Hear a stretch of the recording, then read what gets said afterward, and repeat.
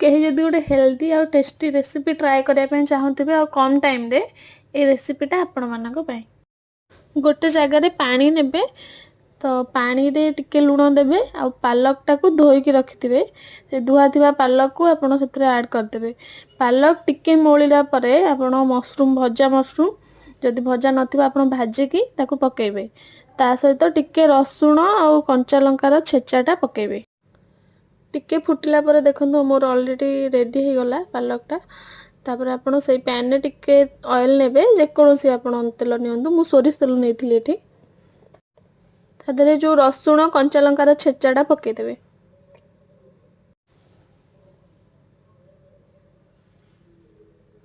रसुण कंचा लंका हैला परे आमे से सिझा पालक आ मशरूम टाको पकेदवा।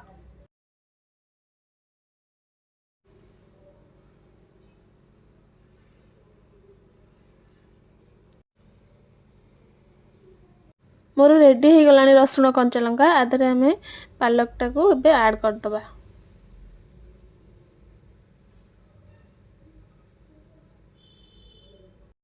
बहुत कम टाइम रे बनी गला ना हमरो पालक मशरूम। जो मानको हेल्दी आ सिंपल रेसिपी भल लागे से माने टाको ट्राई करि परिबे बहुत बढ़िया थिला मते तो भल लागिला भाबुची आपण मानको भल लागिबो।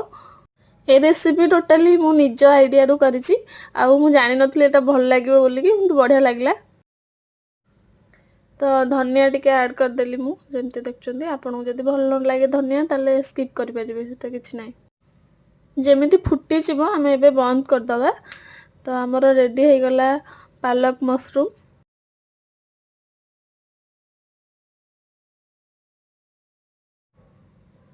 तो देखंतु केते सुंदर लागोनी देखिला बेलकू मु आको राइस सहित नहीं आपण चाहिले रोटी सह नहीं पारिबे आपण इच्छा मते तो भात सह बहुत बढ़िया लागिला बहुत टेस्टी थिला आ सहित आपण टिके आचार नहीं पारिबे बट मु नहीं नथली देखंतु केते टेस्टी आ एते हेल्दी तो ट्राई करिवे आ कमेंट रे जणाइबे केमती लागिला आ।